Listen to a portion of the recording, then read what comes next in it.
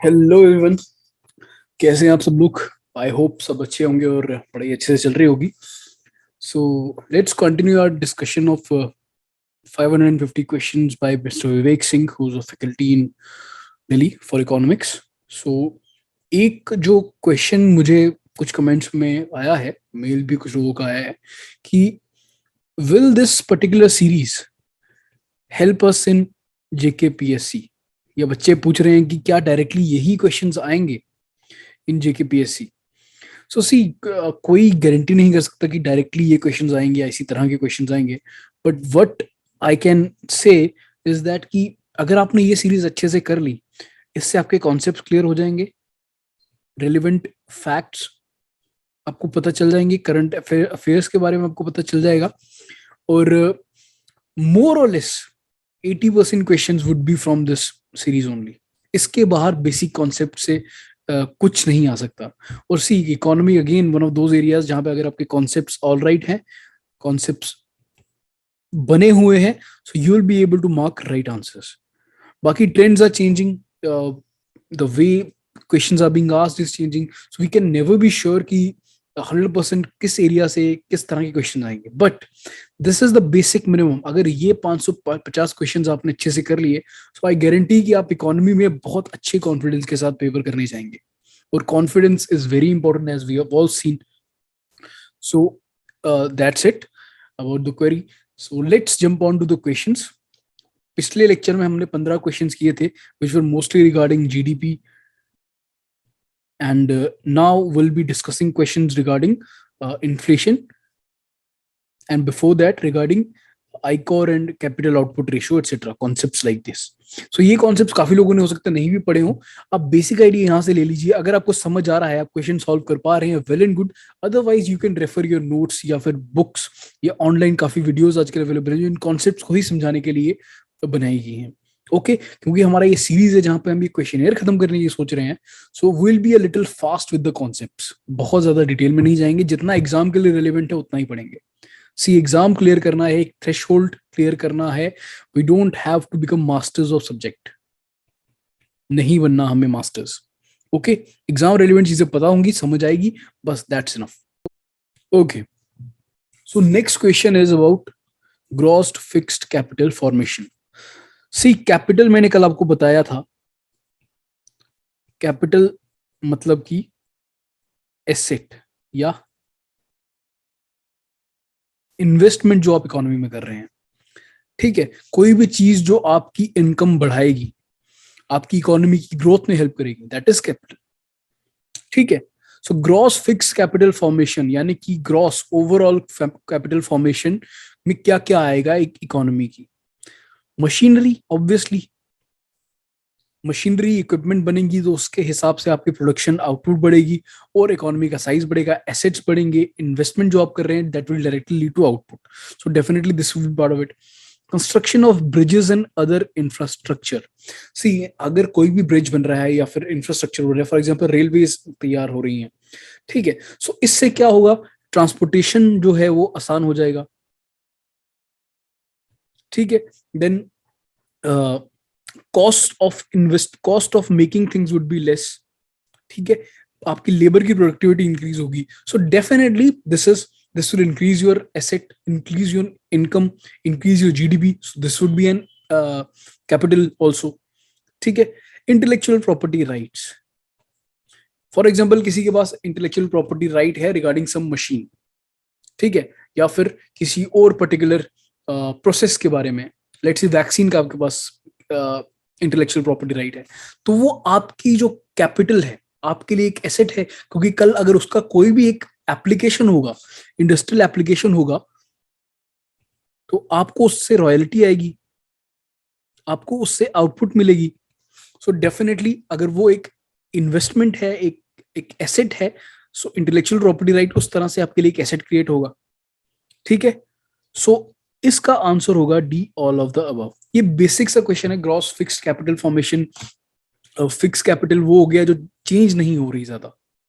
Okay, अगर आपके पास equal intellectual property आ गई तो आपको वो जहां भी एप्लीकेशन होगी आपके लिए एज एन एसेट ही ट्रीट करेगी, आपको कुछ पैसे दे के जाएगी, आपके लिए प्रॉफिट कमा के जाएगी। So that is how you have to see this concepts. हम उतना ही पढ़ना चाहेंगे जितना हमें एग्जाम्स में हेल्प करेगा.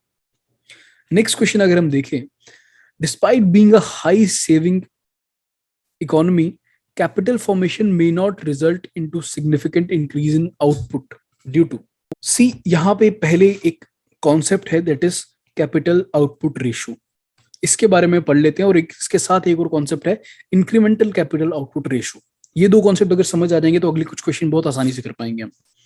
सो let's see, capital output ratio की अगर मैं बात करूं तो it is the amount of capital, capital मतलब कि investment, required to produce 1 unit of output. यानी कि सपोज इसका फॉर्मूला आएगा C/R. This would be equal to COR, capital output ratio. इसका मतलब ये है कि मुझे कितना इन्वेस्टमेंट चाहिए होगा to produce 1 unit of output. For example मैं ₹10 लगाता हूं to produce 1 unit of output या फिर 1 यूनिट ऑफ रिटर्न. ठीक है. सो मेरा COR क्या आ जाएगा? 10. इसके लिए इसको एक और तरह से अगर हम देखें, अगेन एग्जांपल अगर हम लें कि मुझे सपोज वही बैट की एग्जांपल अगर लें, एक बैट बनाने के लिए 1000 रुपए लग रहे हैं, तो मेरा COR क्या आएगा? 1000 रुपए. अगर यही एक बैट बनाने के लिए मुझे 1000 रुपए की जगह 800 रुपए लगेंगे तो मेरा COR लेट से 800 आएगा. ठीक है. सो अब इसका मतलब ये है कि जितना COR ज्यादा होगा उतनी हाई इन्वेस्टमेंट या कैपिटल में चाहिए होगी, और जितना कम होगा उतनी कम इन्वेस्टमेंट चाहिए होगी. ठीक है. यानी कि एक तरह से हम कह सकते हैं कि हमारी इकोनॉमी की जो एफिशिएंसी है, एफिशिएंसी हो गया कि कितने कम इनपुट में, कैपिटल में, इन्वेस्टमेंट में हम कितनी ज्यादा आउटपुट क्रिएट करेंगे, वो डिपेंड करेगी कि COR कितना कम होगा. ओके. यानी कि एफिशिएंसी ऑफ इकोनॉमी या किसी भी एक फर्म की would be indirectly related to COR. एक ये फॉर्मूला आपको ध्यान में रहना चाहिए. और इस तरह के क्वेश्चंस करने के लिए अगर कभी भी आपको डाउट आए तो पहले तो कॉन्सेप्ट समझ में होना चाहिए और उसके बाद एग्जाम्पल उसी टाइम पे क्रिएट कर लीजिए. ठीक है. आई होप COR के बारे में आपको ये चीजें क्लियर होंगी. अब अगर मैं बात करूं कि इंक्रीमेंटल COR क्या होता है, सो कैपिटल आउटपुट रेशियो हो गया कि एक यूनिट कैपिटल प्रोड्यूस करने, एक यूनिट आउटपुट प्रोड्यूस करने के लिए मुझे कितना कैपिटल, कितना इन्वेस्टमेंट चाहिए. इंक्रीमेंटल COR का ये मतलब हो गया कि एक एक्स्ट्रा यूनिट प्रोड्यूस करने के लिए, एक्स्ट्रा यूनिट को मैं डेल्टा O लेता हूं, मुझे कितना कैपिटल चाहिए होगा. सो ये हो गया change in capital divided by change in output. Again example से समझते हैं कि एक फैक्ट्री जो है, लेट्स से उसको 1 करोड़ रुपए लगता है टू मेक 2 कार्स. ठीक है. अब कितना उसने फैक्ट्री बन गई, सब कुछ चल रहा है, अब कितना एक्स्ट्रा मनी चाहिए होगा to make next car, the third car. So let's say कि 1.5 CR चाहिए होगा टू मेक 3 कार्स. ठीक है. सो इस केस में आईकोर जो होगा वो होगा चेंज इन कैपिटल, यानी कि 0.5 करोड़ डिवाइडेड बाय 1. ठीक है. सो क्वाइट सिंपल कॉन्सेप्ट कि कितना चेंज हमें कैपिटल में, इन्वेस्टमेंट में करना पड़ेगा to have a change in output. अब आईकोर का रिलेशन जो है, अगेन कि आईकोर जितना कम होगा उतना इकोनॉमी एफिशिएंट रहेगी, मैन्युफैक्चरिंग सेक्टर उतना एफिशिएंट रहेगा, और जितना ये ज्यादा होगा उतना वो कम एफिशिएंट होगा या लेस एफिशिएंट होगा. उतनी आपको कैपिटल ज्यादा चाहिए होगी to produce any good, to bring a change in economy.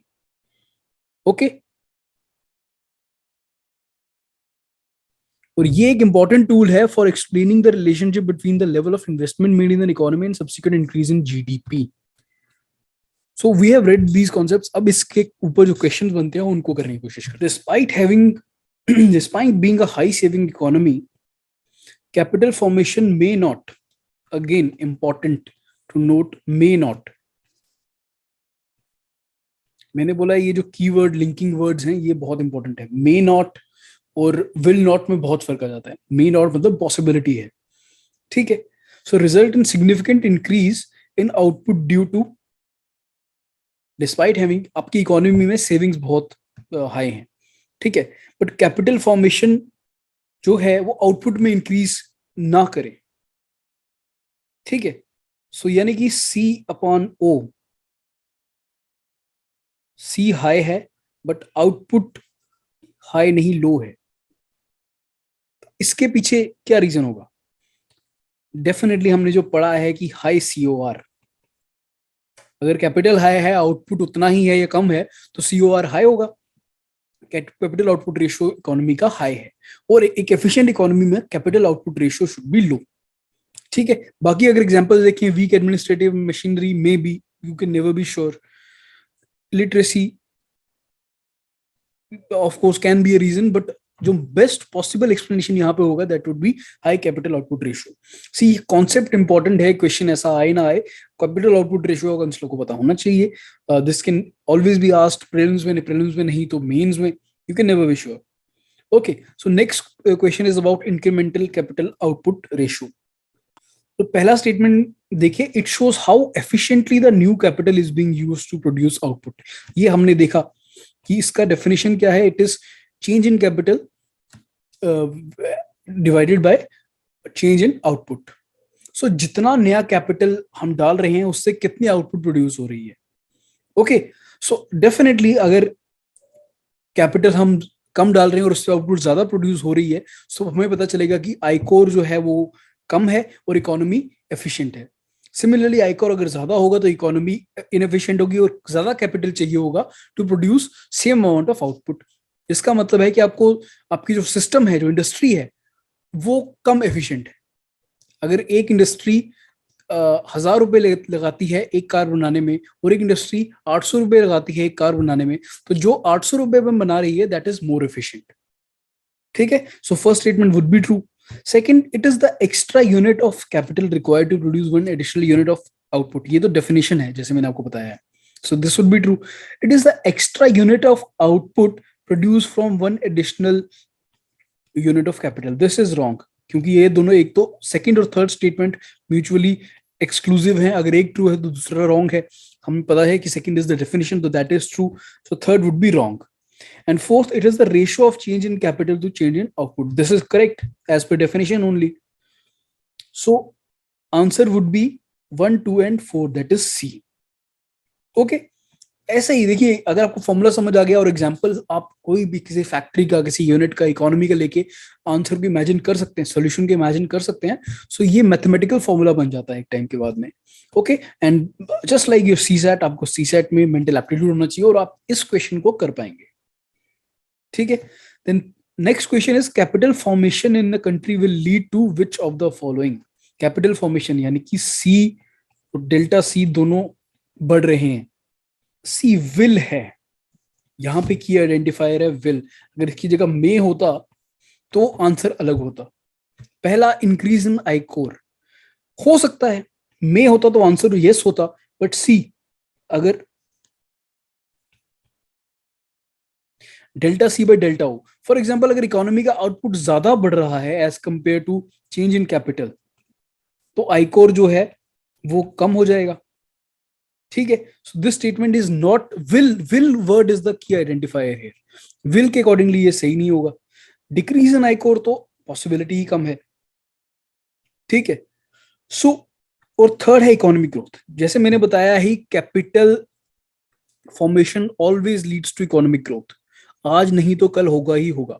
अगर आप कैपिटल बना रहे हैं, नई मशीनरी ला रहे हैं, इकोनॉमी में मैन्युफैक्चरिंग सेक्टर ग्रो हो रहा है, नई जॉब्स उसके कारण क्रिएट होंगी, नया इंफ्रास्ट्रक्चर बनेगा, उसके कारण आज नहीं तो 5 साल के बाद your economy will definitely grow. ठीक है. सो इसका best answer would be C, that is third only. All right.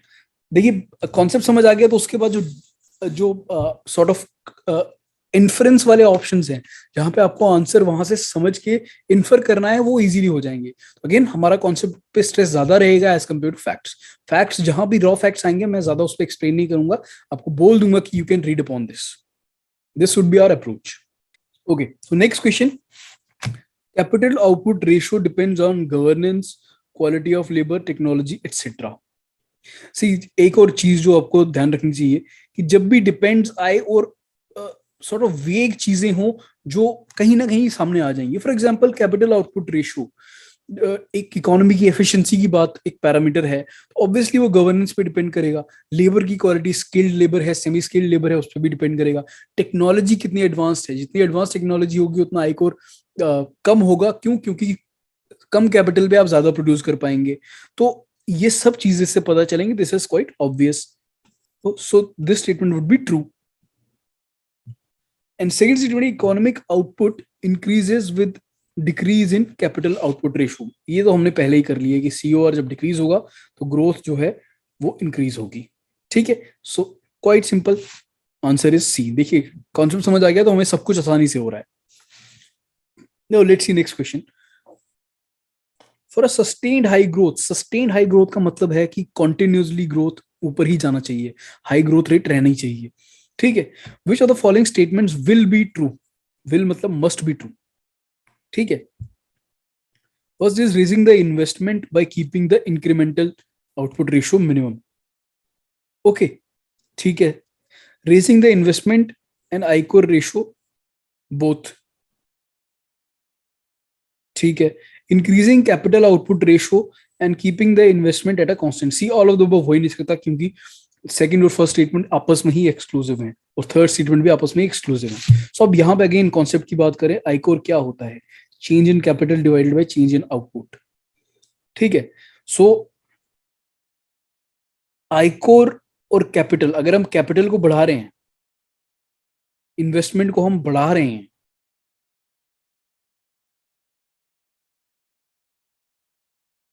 और आईकोर को मिनिमम रख रहे हैं तो आउटपुट ज्यादा होगा। ठीक है, so this is the need. अब इस फॉर्मूले के अकॉर्डिंग सिंपल सी सेट का क्वेश्चन बनता है कि आईकोर अगर कम हो रहा है, कैपिटल का चेंज इंक्रीज हो रहा है, तो डेफिनेटली ये हमारा पैरामीटर है जो आउटपुट को हमें चाहिए, सस्टेन हाई ग्रोथ चाहिए, इकोनॉमी की आउटपुट बढ़नी चाहिए। उसके लिए बेस्ट सिनेरियो यही रहेगा। जबकि दूसरे में क्या कह रहा है कि हम आईकोर भी इंक्रीज कर रहे हैं, कैपिटल भी इंक्रीज कर रहे हैं, और आउटपुट जो है वो हमें चाहिए ज्यादा। सो ये तीनों सिनेरियो आपस में नहीं पॉसिबल होंगे। So best answer would be A. ठीक है, क्योंकि आईकोर जितना कम होगा उतना ही अच्छा होगा इकोनॉमी के लिए, और जितना कैपिटल ज्यादा इन्वेस्ट करेंगे उतना ही अच्छा होगा इकोनॉमी के लिए। So the A statement is the correct answer. Let's see next question. If capacity utilization in the economy is decreasing, then consider the following statements. Capacity utilization का मतलब है कि जो ऑलरेडी एग्जिस्टिंग कैपेसिटी है, existing infrastructure है।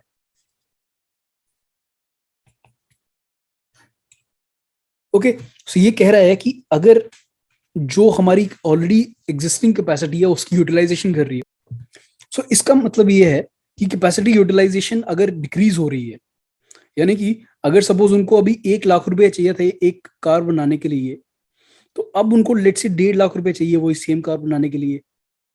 ठीक है, यानी कि कैपिटल इंक्रीज हो रहा है और आउटपुट सेम रह रहा है, और कैपिटल आउटपुट रेशियो इससे क्या होगा? इंक्रीज होगा। ठीक है, फॉर्मूला के अकॉर्डिंग। सो अगर हम स्टेटमेंट्स देखें, then consider the following statements. First statement, capital to output ratio will increase, ये गलत है। हमने देख लिया फॉर्मूला के according capital to output ratio will decrease. Okay, क्यों? क्योंकि आपको ज्यादा इन्वेस्टमेंट, ज्यादा पैसे, ज्यादा रिसोर्सेज चाहिए to make the same car. आपकी इकोनॉमी इनएफिशिएंट हो रही है।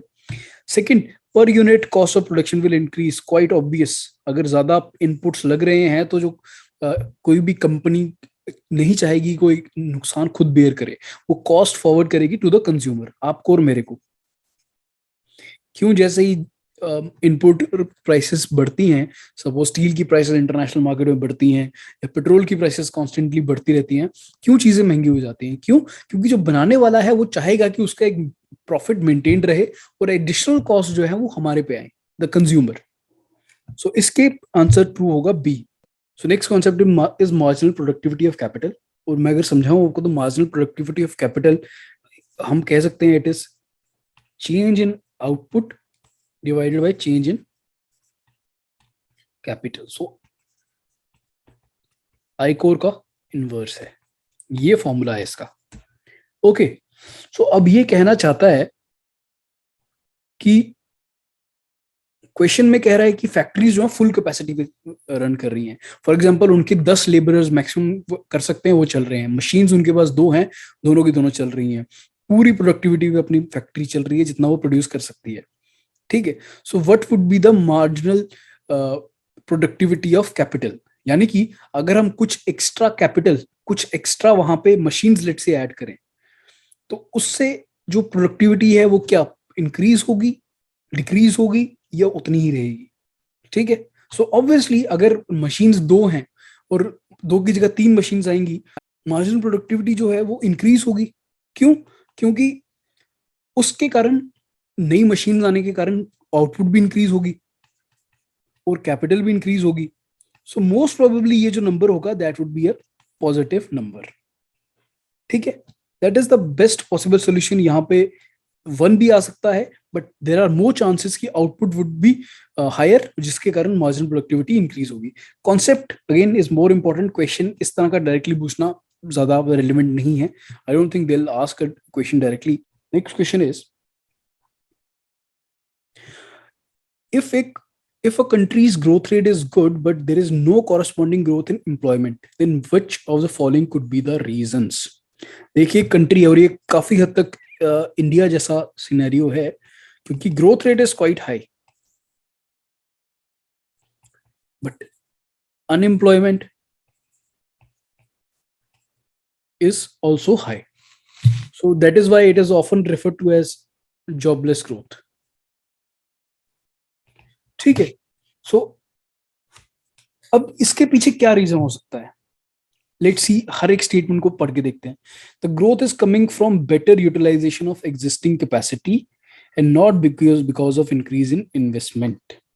ठीक है, दिस साउंड्स प्लॉजिबल कि जो ग्रोथ है वो जो हमारी ऑलरेडी एग्जिस्टिंग कैपेसिटी है। फॉर एग्जांपल हमारे पास 2 मशीन्स थी और उनको चलाने के लिए 2 लोग थे, हम उसी को ही बेटर यूज कर रहे हैं, ना कि हम नई मशीन्स ले रहे हैं जिनके लिए हमें नए लोग जिनको चलाने के लिए नए लोग लाने पड़ेंगे। ठीक है, अगर इन्वेस्टमेंट इंक्रीज करेंगे तो इन्वेस्टमेंट कहाँ करेंगे? हम मशीन्स में करेंगे। फॉर एग्जाम्पल रोड्स बनाने में करेंगे। अगर रोड्स हम बनाने में इन्वेस्टमेंट कर रहे हैं तो उनको बनाने के लिए जो लोग एम्प्लॉय होंगे वो एम्प्लॉयमेंट इंक्रीज होगी।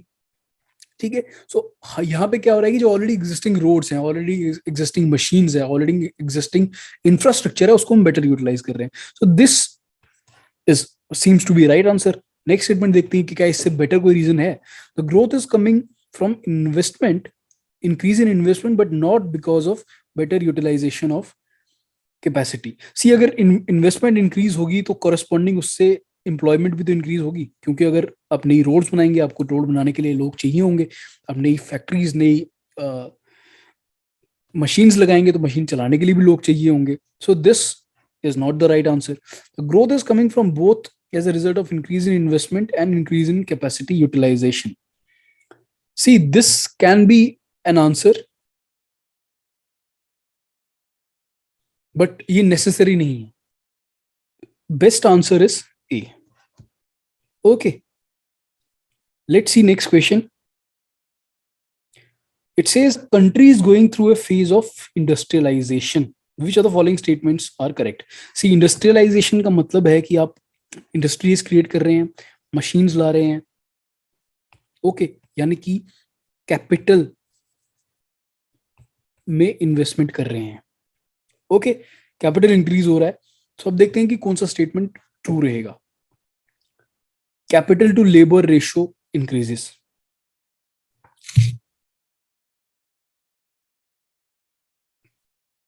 ओके, सो देखिए, जब भी इंडस्ट्रियलाइजेशन होगी लेबर फोर्स तो आपकी सेम ही रहेगी ना, जितने लोग एम्प्लॉयबल होंगे वो तो सेम ही रहेंगे, बट मशीन्स और ऐड होंगी।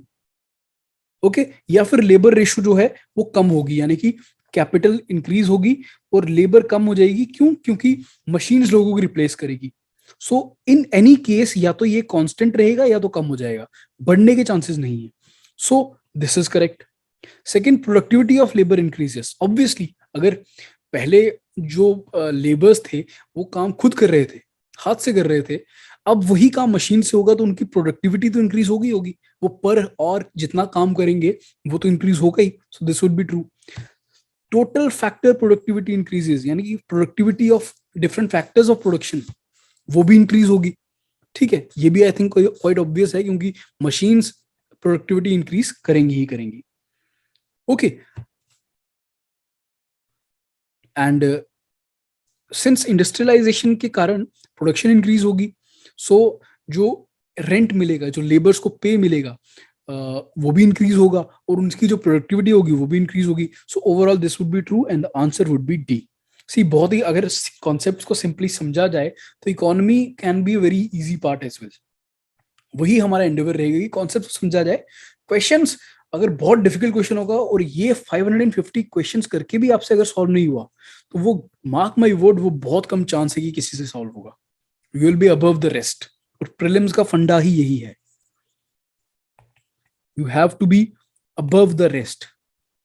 ओके, आपको एक जो अगर सपोज इस बार 30,000 बच्चे देंगे तो आपको टॉप 3,000 में 2,000 में आना है और इतना पढ़ के आपको बेस्ट पॉसिबल सिनेरियो मिल सकता है. ओके, सो दिस अभी तक के जो क्वेश्चन थे they were about ICOR and capital output ratio. Next set of questions would be about inflation. ठीक है, सो लेट्स सी देम. तो देखिए, next question is which of the following statements are correct regarding CPI rural, CPI urban and CPI combined index. So CPI stands for consumer price index. ठीक है, और ये it's a measure of inflation की economy में inflation यानी कि महंगाई कितनी है पर year, how much cost of different products are increasing. ठीक है, अब दो तरह की होती है. पहला तो होता है CPI यानी कि कंज्यूमर, आपके और मेरे लेवल पे हम जो चीजें खरीद रहे हैं उनमें क्या महंगाई आ रही है. और दूसरा होता है होलसेल प्राइस इंडेक्स, कि जो होलसेल लेवल पे जो इंडस्ट्रीज बना रही हैं उनके लिए वो जो प्रोडक्शन प्रोसेस में कितनी महंगाई है. ठीक है, सो अब इसके रिगार्डिंग पहले कुछ 2-3 क्वेश्चन देख लेते हैं. ये मोस्टली ये फैक्ट बेस्ड क्वेश्चन ही है, तो समझाने वाला जो जहां भी होगा मैं समझाऊंगा, अदरवाइज आई विल से कि this is correct. Okay, so let's see the question कि CPI ये जो 3 दिए हुए हैं इनके रिगार्डिंग क्या करेक्ट है. सो पहला, inflation data is publish bye NSO. This is correct. National statistical office है, ये प्रोड्यूस करता है inflation related data. Base year is 2011-12. Base year का मतलब ये है कि हम साल दर साल कितनी प्राइसेस इंक्रीज हो रही हैं वो बेसिकली हम अकाउंट करते हैं कि पिछले साल के से कंपैरिजन में कितनी महंगाई है. ठीक है, सो अब कहीं ना कहीं से तो ये स्टार्ट करना पड़ेगा ना कि आज ये जो साल है यहाँ से हम नेक्स्ट ईयर का देखेंगे, उसके आगे वाले का देखेंगे. सो वो जो बेस ईयर है, जो पहला साल था जब से हमने ये मेजर करना स्टार्ट किया, that was 2011 and 12. So this is also correct. It is released for all the Indian states and territories of India and UTs separately on monthly basis. ठीक है, and third statement is also true and the answer is D. So ये facts हैं, ये आपको पढ़े होने चाहिए. नहीं पढ़े तो ये बहुत ही बेसिक फैक्ट्स हैं, कहीं से भी आपके नोट्स होंगे, आप इसे पढ़ लेंगे. Let's see the next question. अब ये नेक्स्ट क्वेश्चन पढ़ने से पहले कुछ इन्फ्लेशन के बारे में बेसिक फैक्ट्स एक बार पढ़ लेते हैं. देखिए, कुछ जो मैं यहाँ पे लिखे हैं आपको अगर समझ आए तो पहली बात तो इन्फ्लेशन जो है वो पहला हमने देख लिया कि CPI और UPI में डिवाइडेड होता है. अब CPI जो है कंज्यूमर प्राइस इंडेक्स, इसके भी अलग अलग फॉर्म्स होते हैं. ये CPI इंडस्ट्रियल वर्कर्स होता है, CPI एग्रीकल्चरल लेबर्स होता है, CPI रूरल लेबर्स होता है. अब ये जो तीन है ना, दीज आर, इसका डेटा जो है that is produce by labour bureau which is under ministry of labour and employment. एक ये इंपॉर्टेंट फैक्ट है, 2010 से ये होता है मंथली ऑल इंडिया लेवल पे और डिफरेंट स्टेट्स और यूटीज के लिए होता है. ये इंपॉर्टेंट फैक्ट है, अगर क्वेश्चन बनाया तो फंसाने के लिए यहाँ से पूछ सकते हैं. ठीक है, second is CPI rural, CPI urban, CPI combined. अब ये क्यों बनाया है, क्यों अलग अलग डिफ्रेंसिएशन की, ये पीछे की कहानी अभी के लिए काम की नहीं है। ओके, सो ये जो तीन डेटा है सीपीआई अर्बन, कंबाइंड और रूरल का, ये बेस ईयर 2011-12 है। सीएसओ या एनएसओ इसको पब्लिश करता है और मंथली बेसिस पे, again same for other things. और जो सीपीआई कंबाइंड है, जो हमारी मॉनेटरी पॉलिसी है, यानी कि जो रेपो रेट वगैरह, बैंक इंटरेस्ट रेट्स वगैरह आरबीआई के थ्रू चेंज होते हैं, they are change according to CPI combined. ठीक है, ये एक इंपॉर्टेंट फैक्ट है कि CPI combined is used for monetary policy. और सीपीआई में डायरेक्ट टैक्सेस इंक्लूड किए जाते हैं, इनडायरेक्ट टैक्सेस सॉरी। ठीक है, जीएसटी वीएसटी जो हम पे करते हैं, that is part of our CPI. एक और इंपॉर्टेंट फैक्ट कि डीए, डियरनेस अलाउंस, जो गवर्नमेंट ऑफिसर्स का, गवर्नमेंट सर्वेंट्स का जो डिसाइड होता है, that is based on CPI industrial worker. Okay, ये सब फैक्ट्स आप प्लीज लिख लीजिए, पीडीएफ में भी ये मैं पर्टिकुलर पेज शेयर भी कर दूंगा बाद में, बट ये फैक्ट्स आपको पता होनी चाहिए। सेकंड इज डब्ल्यूपीआई, यानी कि होलसेल प्राइस इंडेक्स। अब ये होलसेल मार्केट में क्या प्राइसेस चेंज हो रही है इंडस्ट्रियल लेवल पे, इंडस्ट्रीज को जो खरीदना पड़ रहा है या फिर होलसेलर्स जो खरीदते हैं, उसका एक मेजर है, यानी कि वहां पे कैसी इन्फ्लेशन है उसका मेजर है। It is publish by office of economic adviser, DPIT IIT. ठीक है, देन बेस ईयर इसका भी 2011-12 है, और इसमें सर्विसेज नहीं इंक्लूड की जाती। ये कुछ इंपॉर्टेंट फैक्ट्स हैं, क्यों नहीं की जाती, क्योंकि सर्विसेज अल्टीमेटली सी, सर्विसेज जो है they are mostly use by consumer.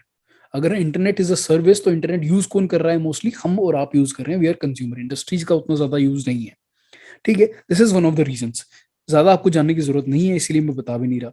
और ये काफी सारे तरह के प्रोडक्ट्स इसमें होते हैं, फॉर एग्जांपल प्राइमरी आर्टिकल्स होते हैं, फ्यूल एंड पावर का एक बड़ा इंपॉर्टेंट एलिमेंट रहता है, और मैन्युफैक्चर्ड प्रोडक्ट्स की रेशो रहती है, सबसे ज्यादा रेशो होती है मैन्युफैक्चर्ड प्रोडक्ट्स की।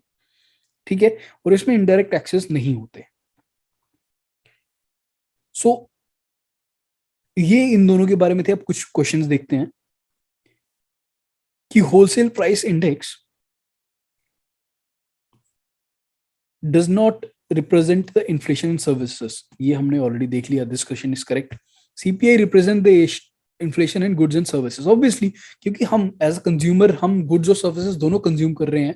Electricity for example is a service, उसमें जो महंगाई आ रही है, that is very important for deciding the policy framework in the economy. ठीक है, सो इसीलिए second statement would be true. Third statement अगर हम देखें, CPI and WPI represent the inflation of imported goods also. हाँ जी, ये भी करेक्ट है। Okay, CPI does not represent the inflation in capital and intermediate goods. See, CPI is consumer price index. So ये उन्हीं goods के लिए लागू होगा जो कंज्यूमर, फाइनल एंड प्रोडक्ट जिसके पास जा रहा है उसके लिए, ना कि इंटरमीडिएट और कैपिटल गुड्स जो प्रोसेस का, प्रोडक्शन प्रोसेस में अभी फाइनल प्रोडक्ट नहीं है। Okay, so this is also correct, so answer would be D, all of the above. All right, I hope this is clear to you. Very important concept, you should know about this. Wholesale price index includes price change in which of the following sectors? See, ये question आप थोड़ा अगर सोचें तो guess work से भी कर सकते हैं। ठीक है, जो सोल्यूशन है उसमें प्रॉपरली दिया हुआ है कि क्या क्या आर्टिकल्स हैं, क्या सब है। सो अगर वहां पे आप रेफर करें तो इन डेप्थ पढ़ सकते हैं, इसके लिए आपको कहीं और जाने की जरूरत नहीं है। मिस्टर विवेक सिंह सर के जो सोल्यूशंस है वहां पे भी ये सब अवेलेबल है। सो इसका आंसर है डी। ओके, मेमोराइज करने वाली चीजें, कुछ समझाने वाली चीज नहीं है, तो मैं इसमें ज्यादा नहीं जाऊंगा। Again, central government employees salary is linked, DA is linked with which of the following CPI inflation index. हमने पहले ही देख लिया कि this is related to CPI industrial worker, again a fact. So next statement is, next question is, consider the following statements regarding the current WPI series with base year 2011-12. Okay, and it says the weights of the commodities in the WPI basket are fixed till the revision or change in base year.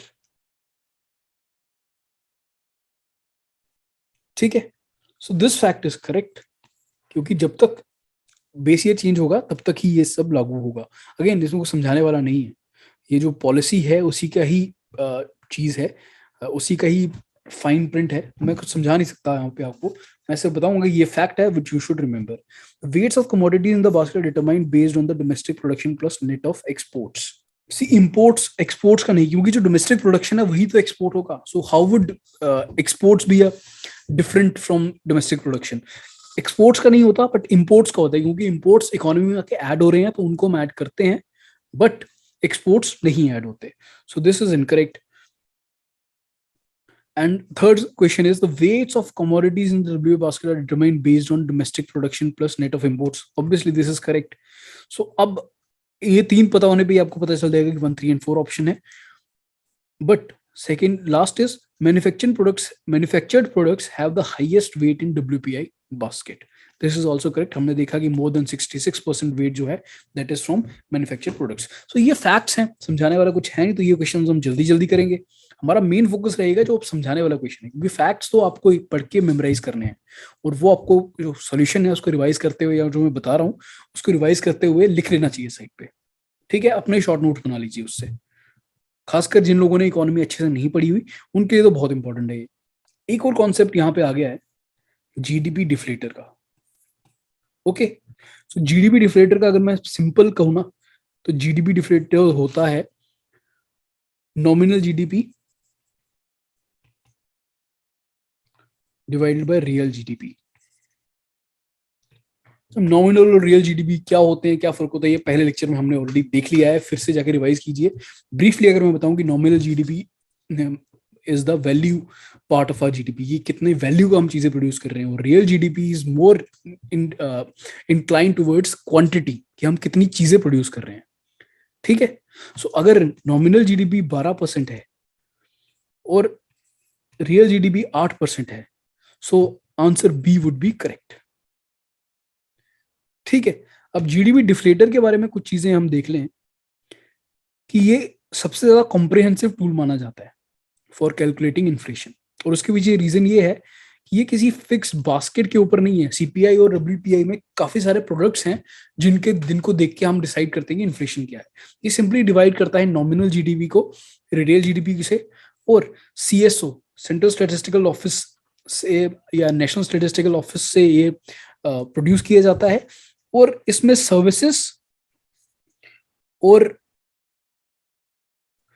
Services capital good दोनों include किए जाते हैं. Imported goods को नहीं किया जाता. क्यों? क्योंकि जीडीपी के कैलकुलेशन में हम इंपोर्टेड गुड्स इंक्लूड नहीं करते.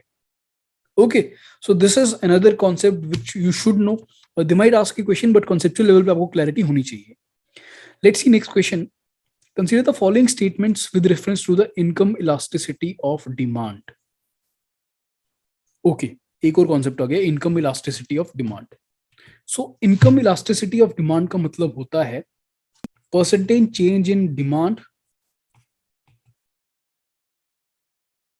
Divided by percentage change in income.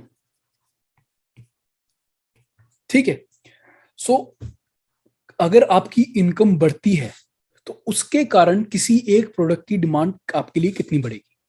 That is what is income elasticity of demand. For example, अगर आपकी इनकम बढ़ती है तो आपके लिए बाहर जाके खाने की जो डिमांड है वो बढ़ेगी. Most probably most people would prefer कि वो हफ्ते में पहले महीने में एक बार बाहर जाते थे, अब हफ्ते में एक बार बाहर जाएंगे. सो परसेंटेज चेंज, अगर आपकी इनकम 20% बढ़ी तो उसके कारण आपको जो बाहर जाके खाने की डिमांड है that becomes 40%. So that would be our your income elasticity of demand. That would turn out to be positive. So पहला स्टेटमेंट कहता है कि it measures the responsiveness of demand for a particular good to changes in consumer behaviour, consumer income, sorry. So ये correct है. Secondly, using this concept, it is possible to tell if a particular good represents a necessity or a luxury. देखिए, necessity, for example, दूध है. अगर आपकी income आज 10,000 है तो आप लेट्स से 1 किलो दूध खरीद रहे हैं. ठीक है, आपकी इनकम अगर कल 30,000 भी हो जाती है तो आप 1 से 1.5 किलो भी एट द मोस्ट जाएंगे. ठीक है, जितना आपको जरूरत होगी उतना ही दूध आप लेंगे. ये नहीं होगा कि दूध आप 5 किलो दूध ले आएंगे. जबकि लग्जरी प्रोडक्ट, फॉर एग्जांपल, आपकी आज अगेन 10,000 रुपया इनकम है और आप एक सिंपल सी बाइक चलाते हैं, स्कूटी चलाते हैं, और कल आपकी इनकम 30,000 होगी, you will prefer a bigger bike, a better bike. Yes, आज आप एक नॉर्मल वॉच पहन रहे हैं, कल आप एक बेटर ब्रांडेड वॉच पहनना चाहेंगे। सो that would represent a luxury. Luxury के लिए इनकम इलास्टिसिटी का ज्यादा इफेक्ट होगा, डिमांड ज्यादा चेंज होगी इनकम के साथ में, नेसेसिटी के लिए डिमांड उतनी ज्यादा चेंज नहीं होगी। I hope this is correct and I hope you are getting the concept through and through. So next question is, which of the following is or true regarding terms of trade?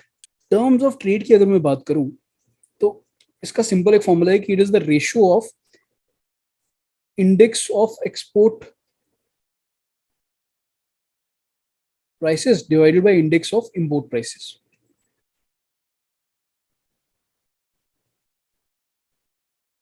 ये basically हमें बताता है कि हम एक unit किसी चीज का एक्सपोर्ट कर रहे हैं तो उसके बदले हम कितनी चीजें इंपोर्ट कर सकते हैं, या फिर एक यूनिट हम किसी चीज का इंपोर्ट कर रहे हैं तो उसके बदले कितना एक्सपोर्ट कर सकते हैं। और रिलेशनशिप बताता है between our exports and import, कितनी हमारी कॉम्पिटिटिवनेस है इकोनॉमी की। जितना हम बेटर एक्सपोर्ट कर पाएंगे उतना टर्म्स ऑफ ट्रेड ऊपर होगा, ठीक है। और ये एक रिलेशन आपको पता होना चाहिए। सो इससे अगर हम देखें तो first statement is correct because this is the definition. Second is incorrect because यहाँ पे वैल्यू की बात कर रहा है, value of exports to value of imports, ये नहीं है सही, ये आपको याद रखना है। It is ratio of export price index to import price index. Third, it is a measure of how much imports a country can get for a unit of exported good. This is correct. It increases with increase in price of exported goods. Obviously, जितना price increase होगा exported goods का, उतना उनका index भी increase होगा और उतना ही TOT increase होगा. Okay, so correct answer is C. I hope ये concepts आपको समझ आ रहे होंगे. Next, let's see which of the following is a common measure of degree of openness of an economy. So openness का मतलब है कि कितना एक इकोनॉमी जो है उसका गिव एंड टेक हो रहा है with rest of the world. For example, pre liberalization 1991 से पहले India was a closed economy, काफी कम एक्सपोर्ट्स और इंपोर्ट्स होते थे हमारे। बट पोस्ट 1991 की लिबरलाइजेशन हमारे एक्सपोर्ट्स और इंपोर्ट्स काफी इंक्रीज हो गए हैं। यूएस, चाइना, जितनी मेजर इकोनॉमीज हैं, अफ्रीकन नेशंस, सबके साथ हमारे एक्सपोर्ट्स और इंपोर्ट्स हो रहे हैं, ठीक है। और सिंपली इसका डेफिनेशन अगर देखें तो ओपननेस मेजर किया जाता है थ्रू जितना exports and imports of goods and services as a percentage of our GDP, यानी कि कितना हमारा एक्सपोर्ट है वो हमारा परसेंटेज ऑफ जीडीपी है। ये सिंपल डेफिनेशन है। So let's see, exports and import share in world GDP नहीं, वर्ल्ड जीडीपी नहीं, इंडियन जीडीपी में कितना है। Balance of payment as a percentage of GDP, no. Trade balance as a percentage GDP, no. Export and import of GDP as a service as a percentage of GDP, this is correct. So D is the correct answer. Okay, see next question is again about trend. सो ये हम last के लिए छोड़ते हैं क्योंकि last में हम इसके ट्रेंड्स पढ़ेंगे, उसी टाइम पे इस तरह के टॉपिक्स जो है वो सामने आ जाएंगे। अगेन अगर आपको पढ़ना है तो एक ट्रेंड्स लास्ट में देख लीजिएगा, बट ये क्वेश्चन हम लास्ट के लिए छोड़ेंगे क्योंकि हम ग्राफ्स के थ्रू इनको पढ़ लेंगे। Okay, another fact based question जिसमें वो पढ़ाने की जरूरत नहीं है। Following commodities had the highest share in merchandise exports last year, ठीक है। मर्चेंडाइज एक्सपोर्ट में लास्ट ईयर सबसे ज्यादा शेयर किसका था? मैक्सिमम था पेट्रोलियम प्रोडक्ट का। पेट्रोलियम प्रोडक्ट से हमारा ये मतलब है कि रिफाइनरी से जो प्रोडक्ट्स निकलते हैं, रिफाइंड प्रोडक्ट्स जो इंडियन इंडस्ट्री, पेट्रोलियम इंडस्ट्री है, refineries, they are quite competitive industries, काफी एक्सपोर्ट्स होते हैं। For example, even to we send our refined products back to Middle East as well. Different oils, motorcycle के लिए जो आपके oils होते हैं, not the petroleum oils, greases, all these products ये जो बनते हैं पेट्रोलियम प्रोडक्ट्स होते हैं, दे आर मैक्सिमम एक्सपोर्ट। और मैक्सिमम इंपोर्ट कौन सा होता है? That is crude petroleum. Crude petroleum वो हो गया जो डायरेक्टली अर्थ से निकाला और उसकी प्रोसेसिंग के बगैर उसको आगे बेच दिया। उसको प्रोसेस करके हम रिफाइंड पेट्रोल निकालते हैं जो हम यूज करते हैं in our vehicles, in our generators. उसके बाद there are many other products, for example polymers वगैरह काफी निकलते हैं जिससे कपड़े तक बनते हैं, डिफरेंट टाइप के प्रोडक्ट्स बनते हैं, for example nylon etcetera, paints बनते हैं. So this is the correct answer. So यही तक करते हैं, because next section would be related to banking and taxation etcetera. वो हम नेक्स्ट लेक्चर में देखेंगे. सो आई होप आपको समझ आया होगा. एंड अगर कोई भी डाउट्स हैं, do ask, kindly solve these questions. Next जो 20-30 क्वेश्चंस हैं अपने आप सॉल्व करने की कोशिश कीजिए, उनका सोल्यूशन देखिए, और जो डाउट्स होंगे वो मैं वीडियो के थ्रू आपको एक्सप्लेन कर दूंगा. ठीक है. एक एक्टिव रिकॉल, एक्टिव रीजनिंग का आपका कॉन्सेप्ट यहाँ पे चल जाएगा, जहां पे आप एक्टिवली क्वेश्चन सॉल्व करेंगे, और जब मैं समझाऊंगा तब आपको इजी हो जाएगा कॉन्सेप्ट को ग्रास्प करना, और आपके डाउट्स भी सामने आएंगे. ठीक है. So thank you. And please like, share and subscribe. अपने फ्रेंड्स को भी बताइए. This is very important for prelims examination. Bye.